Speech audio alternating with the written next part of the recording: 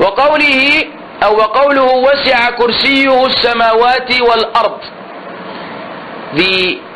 His footstool or his chair, depending on which one we will use, encompasses the heavens and the earth, extends over the heavens and the earth. Now again, linguistically, kursi is chair, but legally, from what we understand of how it is being used, if this is a good way to put it, legally it is the footstool. Footstool. We will see. Don't worry. What is called in Arabic? Kursi. No. What arsh? What? No arsh here. Throne is the arsh. Throne is arsh. Kursi is something different. Something different. Hey, don't get it twisted now. Ar-Rahmanu ala al-arshi istawa. The most merciful rose above the throne. The kursi, we will see. You may panic if you're not used to the Aqeedah. If you don't understand the foundation we began with, you may freak out, but I don't want you to freak out. I'm going to take it easy on you because it's going to come. Nonetheless, I take you back to the asl, the foundation which we build this understanding of ours, of this deen, of the statements of Allah in the Quran and the hadith of Prophet ﷺ, that لَيْسَ كَمِثْلِهِ شَيْءٍ. There's nothing like Allah. There's nothing like Allah. So whether we're speaking of a throne, or we're speaking of a footstool, or we're speaking of Allah's hands, or Allah's eyes, or Allah's face, there's nothing like Allah. But you cannot turn around as the misguided people do and deny them, because Allah mentioned them in the Quran. وَيَبْقَى وَجْهُ رَبِّكَ ذُو الْجَلَالِ وَالْإِكْرَامِ. How are you going to change that? He told Iblis, وَمَا مَنَعَكَ أَن تَسْجُدَ لِمَا خَلَقْتَ بِيَدَيْ. What prevented you from prostrating to what I have created with my two hands? Who's going to say no to Allah? You think Allah is going to give you false information in the Quran? Do you think that there will be a hidden meaning that only philosophers understand, as some of the Muslims claim? No. Also, there's hadith,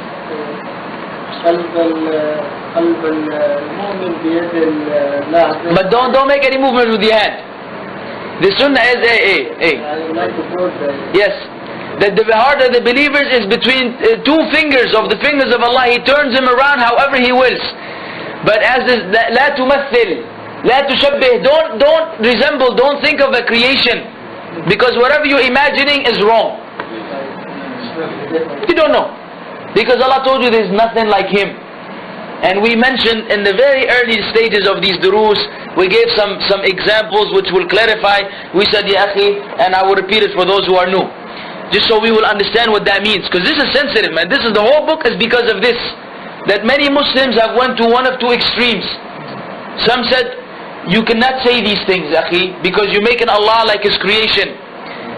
And the other extreme went to resembling Allah to His creation. So they said Allah has hands like these hands and a face like this face. So we say Ahl Sunnah wal Jamaah, don't go to extremes.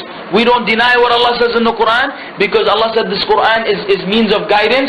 He will not misguide us. Allah knows more about the language and about Himself than we do, right? And the Prophet ﷺ knows more about Allah. He used these expressions. The Arabic language is known and the meanings are known. And then we have been taught by Allah, لَيْسَ كَمِثْلِهِ شَيْءٍ وَلَمْ يَكُنْ لَهُ كُفُوًا أَحَدٍ هَلْ تَعْلَمُ لَهُ سَمِيًّا. The verses are many. There's nothing like Allah. What does that mean? They invent, let's say there's a new product called Chi-Chi Choo-Choo.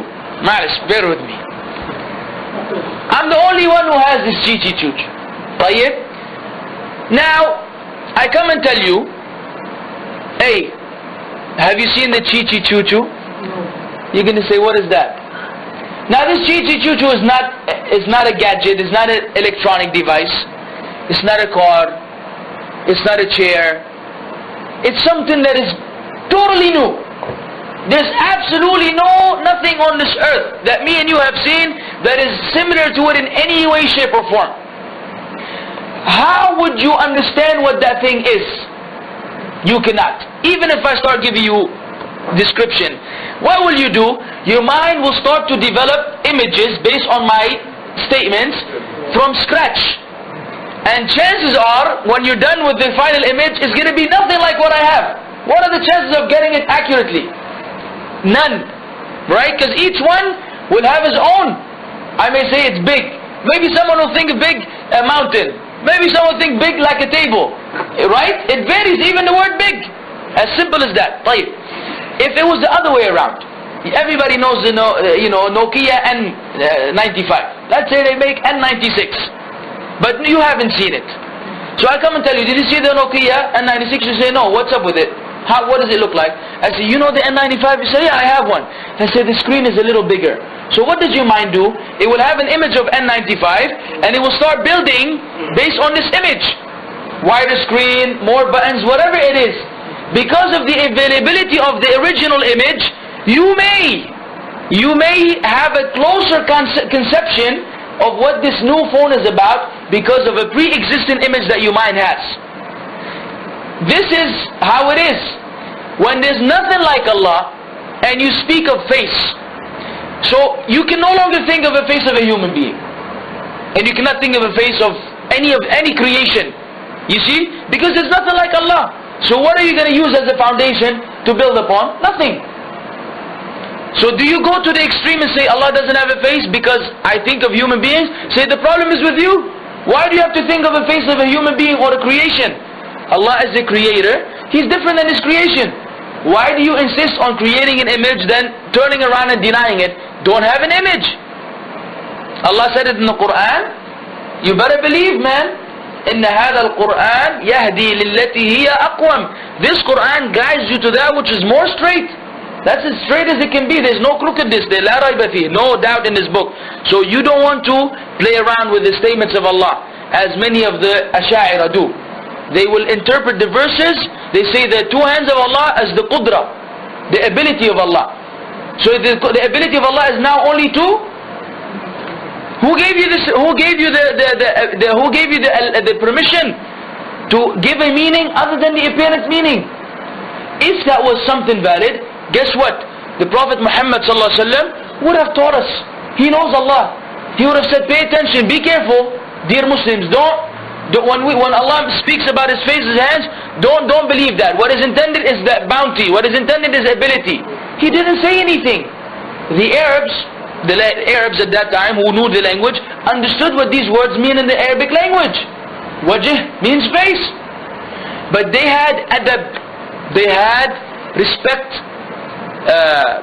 manners with Allah. They wouldn't dare to speak because of the majesty of Allah. They believed the way the apparent meaning was. We take the apparent meaning while basing it on the foundation. لَيْسَ كَمِثْلِهِ شَيْءٍ. There's nothing like Allah. Is that clear? So now when we mention the footstool, which according to the tafsir of the Prophet Muhammad ﷺ, it is the place where Allah Azza wa Jal puts His feet. Don't be imagining anything. And if you do, I will remind you with my old example, right click, delete, and go then to the trash bin, the recycle bin on your PC, and then permanently delete it. Anyway, empty recycle bin, don't have any, because maybe your shaitan will tell you to delete directly.